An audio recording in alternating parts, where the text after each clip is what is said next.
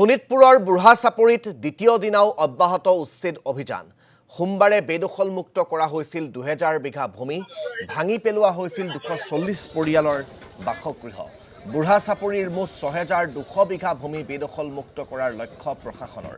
38খন এক্সক্ৰেভেটৰ আৰু 60খন ট্ৰেক্টৰেৰে দ্বিতীয় দিনাও উচ্ছেদ অভিযান চলাইছে প্ৰশাসনে। আমি আপোনালোকক এই দৃশ্যাংশ দেখুৱাইছোঁ। या 240টাকৈ পৰিয়ালৰ ঘৰ ভাঙি পেলোৱা হৈছে। শোণিতপুৰৰ বুঢ়া চাপৰিৰ এই দৃশ্যাংশ আপোনালোকে দেখিবলৈ পাইছে। বেদখলমুক্ত কৰা হৈছিল 2000 বিঘা ভূমি, ভাঙি পেলোৱা হৈছিল 240টাকৈ পৰিয়ালৰ বাসগৃহ। বুঢ়া চাপৰিৰ মুঠ 6200 বিঘা ভূমি বেদখলমুক্ত কৰাৰ লক্ষ্য প্ৰশাসনৰ। 38খন এক্সকেভেটৰ আৰু 60খন ট্ৰেক্টৰেৰে দ্বিতীয় দিনাও উচ্ছেদ অভিযান চলাইছে প্ৰশাসনে। আমাক এই সন্দৰ্ভত সবিশেষ জনাব নেকিবুৰ ৰহমানে। শোণিতপুৰ জিলা বুঢ়া চাপৰি যি উচ্ছেদ অভিযান আৰু আজি দ্বিতীয় দিনা দেখা গৈছে যি শোণিতপুৰ জিলা প্ৰশাসন ইতিমধ্যে সাজু হৈছে সম্পূৰ্ণভাৱে, যিহেতু প্ৰায় আপুনি যে 6200 বিঘা যি ভূমি আছিলে আৰু সেই চৰকাৰী জৰীপবিহীন যি ভূমি আছিলে সেই ভূমি কিন্তু যোৱাকালিৰ পৰা উচ্ছেদ অভিযান আৰম্ভ হৈছে। আজি যিহেতু ঘন কুঁৱলীৰ কাৰণে কিছু সময় পলম হৈছে যদিও আজি পুনৰ দেখা হৈছে আৰক্ষী প্ৰশাসন লোক আছে, তেওঁলোকে ইতিমধ্যে সাজু হৈছে আৰু উচ্ছেদৰ কাৰণে। আৰু আমি সামগ্ৰিক পৰিৱেশ দেখুৱাৰ লগতে আমি যিহেতু শোণিতপুৰ জিলা আয়ুক্ত কৰিছে তেখেতৰ কাষলৈ যাম। ছাৰ, যিহেতু যোৱাকালিৰ পৰা আপোনালোকৰ ইয়াত উচ্ছেদ চলি আছে, আজি দ্বিতীয়টো দিন কেনেধৰণৰ চলি আছে? আৰু আজি আমি কালিটো গঠন হিচাপে কৰিলো। আমাৰ টোটেল আছিলে 6200 বিঘা মাটি আছিলে আৰু তাতে প্ৰায় 710 ঘৰ ফেমিলি আমাৰ আছিল।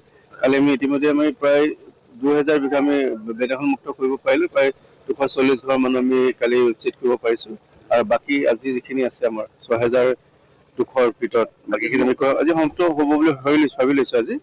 আৰু বহুখিনি মানুহ কালি এভিকশ্যনৰ পাছত কিছু যাবলৈ আৰম্ভ কৰিছে তেওঁলোকে। কালি আমাৰ মেইন থাকিলে যিখিনি খেতি বাতি কৰিছে সেইখিনি আমিতো এভিকশ্যন মানে বেদখলমুক্ত কৰিব লাগিব, সেইখিনি আমাৰ অলপ সময় ল'ব। কিমানখন ছাৰ হেৰি আছে জেচিবি প্ৰায় 38 মানখন আছে আৰু 38 আছে। আজি অলপ কমাই দিছো। কালি যিটো মেজৰখিনি হৈ গ'ল, আজি সেইখিনি আমি কিছু শ্ৰমিক আৰু জেচিবি আমি অলপ কমাই দিছো। আৰু পুলিচ প্ৰশাসনৰ মানে সমানখিনি আছে, প্ৰায় 300ৰ ওপৰত আছে তেওঁলোকৰ। তেনেকে নাই হোৱা। কালি কেইজনমান মহিলাই অলপ সমস্যা কৰিছে, তেওঁলোকে কৰিবই, কাৰণ তেওঁলোকৰ চকুৰ আগতে ঘৰটো ভাঙি গৈছে, ধৰক তেওঁ খেতি বাতি কিনি আছে, স্বাভাৱিক কথা আৰু এইখিনি। কিন্তু তেনেকুৱা ধৰণৰ কোনো অপ্ৰীতিকৰ কথা নহয়, এইটো স্বাভাৱিক এটা মানে উষ্ণতা এটা প্ৰকাশ কৰিছে আৰু তেনেকুৱা। নগাঁও জিলাৰ কিছুমান লোকৰ বিৰুদ্ধে অভিযোগ উত্থাপিত হৈছে, তেওঁলোকে কিছুমান ধন লৈছিলে। তেওঁলোকে কালি কৈছে কিবা পইচা দি কিনে দিছিলে, তেওঁলোকক এভিকশ্যনটো মানে ষ্টে কৰিব বুলি ভাবিছো। আৰু আমিও সেইটো শুনিছিলো যে কেইটামান মানে চৰৰ কথা যে আলিমাৰী চৰ আৰু পেট্ৰলি বাৰী চৰ, এইকেইটা চৰৰ পৰা তেওঁলোকে পইচা লৈছিলে। গতিকে সেইকেইটা মানুহক আমি ৰখাই দিয়া হ'ব। গতিকে আমি প্ৰথম ষ্টাৰ্টটোৱে তাৰ পৰা কৰিছো। আমি মেছেজটো এইটো দিব খুজিছো যে আমি সেইটো বিষয়ে নাজানো। আমি তেওঁলোকে কাক পইচা দিছে কি দিছে কাৰণে তেওঁলোকে ভাবিব পাৰে যে তেওঁলোকে পইচা দিয়াৰ কাৰণে দেৰিকে কৰিলে ভাবিব পাৰে তেওঁলোকে নকৰিব। গতিকে আমি ষ্টাৰ্টটোৱে কৰিছো য'ৰ পৰা পইচা লোৱা বুলি শুনিছো, তেওঁলোকে কোৱা কথা, আমিতো নাজানো, তাৰ পৰা আমি ষ্টাৰ্ট কৰিছো। যিখিনি চৰকাৰে যিখিনি আমি দিব নোৱাৰো, চৰকাৰেতো বহুত ষ্টেপ ল'লে, বসুন্ধৰাৰ থ্ৰুৰে ষ্টেপ লৈছে, যিখিনি মাটি দিব পাৰি সেইখিনি ৰেগুলাইজ কৰিয়ে আছে। কিন্তু যিখিনি মাটি দিব নোৱাৰি, যে ফৰেষ্টৰ লেণ্ডটো দিব নোৱাৰি, জলাশয়টো দিব নোৱাৰি, সেইখিনি মাটি উচ্ছেদ কৰিব লাগিব। দেখিবলৈ পোৱা যায় একাংশ লোকে আহিব। সেইকাৰণে আমি এটা যিহেতু ফৰেষ্টৰ আমি সেইকাৰণে কৈছো যে পষ্ট এভিকশ্যন প্লান যিটো লাগে, যে তেওঁলোকে পষ্ট পিলাৰ মাৰিব লাগে, তেওঁলোকৰ পেট্ৰলিংটো ঠিক কৰিব লাগে, সেইটো মানে বঢ়াব লাগিব।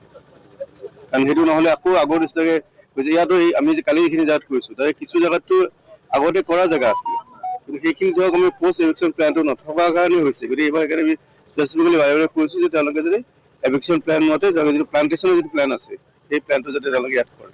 ছাৰ, এনে দেখা হৈছে তাৰ দিয়া আছিলে, তাৰপিছতো ইয়াত মানুহ সোমাইছে আৰু যি কেম্প আছিলে এই কেম্পৰ 1 কিলোমিটাৰ ইয়াতে এটা গাঁৱৰ নিচিনা গাঁৱৰ পৰিৱেশ সৃষ্টি হৈছিলে।